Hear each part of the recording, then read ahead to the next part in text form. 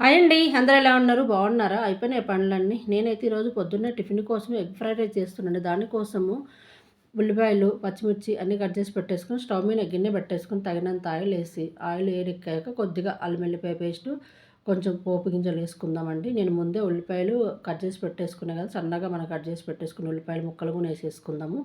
అవి వేసుకున్న తర్వాత పచ్చిమిర్చి కూడా కాస్త ఎక్కువ వేసుకుందాము. ఘాటుగా ఉండేదానికి మనకు ఎందుకంటే కారం వేసుకోము. మీకు నచ్చితే మళ్ళీ కావాలంటే కొంచెం ఘాటు తినే వాళ్ళు వేసుకోవచ్చు. నాకైతే ఈ ఫ్లేవర్ అంటే పచ్చిమిర్చి బాగా ఘాటుగుందని చెప్పేసి ఒక 4, 5 ఏసాను.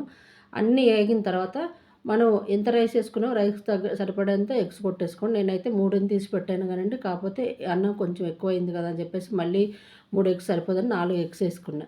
4 ఎగ్స్ ఏసుకొని ఉప్పు సరిపడంత ఉప్పు, పసుపు ఏసేసానండి. అన్నీ కలిపేసేసుకొని పసుపు, ఉప్పు ఏసేసి బాగా కలిపి పెట్టేసుకొని కర్రీ చూడండి దగ్గరికి అయిపోయింది కదా! ఇప్పుడు లైట్‌గా కరివేపాకు, కొత్తిమీర ఏసేసుకుందామండి. మొత్తం అన్నమంతా మగ్గిపోయింది కదా! కర్రీ మొత్తం దగ్గరికి అయిపోయింది కాబట్టి ఇలా మనం ఒట్టిగా రైస్‌లో ఏసుకొని తింటే బాగుంటుందండి ఇది. అంత దగ్గరికి అయిపోయింది. కూర మొత్తం రెడీ అయిపోయింది. ఇప్పుడు మనం మీకు కావాలి అంటే ధనియాల పొడి గాని, జీలకర్ర పొడైనా లేదంటే ఇది గరం మసాలా పొడైనా ఏసుకోవచ్చు. నేనది ఏమీ ఏయట్లేదండి. అల్లం వెల్లిపాయ పేస్ట్ ఒక్కటే ఏసాను. ఇప్పుడు మనకు ఆ కర్రీకి సరిపడంత రైస్ ఏసేసుకొని చక్కగా కలిపేసుకొని మంచిగా పైన కొంచెం కొత్తిమీర మళ్ళా లైట్‌గా చల్లేసుకుంటే ఎంతో టేస్టీగా ఉండే ఎగ్ ఫ్రైడ్ రైస్ రెడీ అయిపోయిందబ్బా! ప్లీజ్ నచ్చితే లైక్ చేయండి, షేర్ చేయండి, కామెంట్ చేయండి. మీకు నచ్చితే ఈ విధంగా ట్రై చేయండి. ఈజీగా అయిపోతుంది.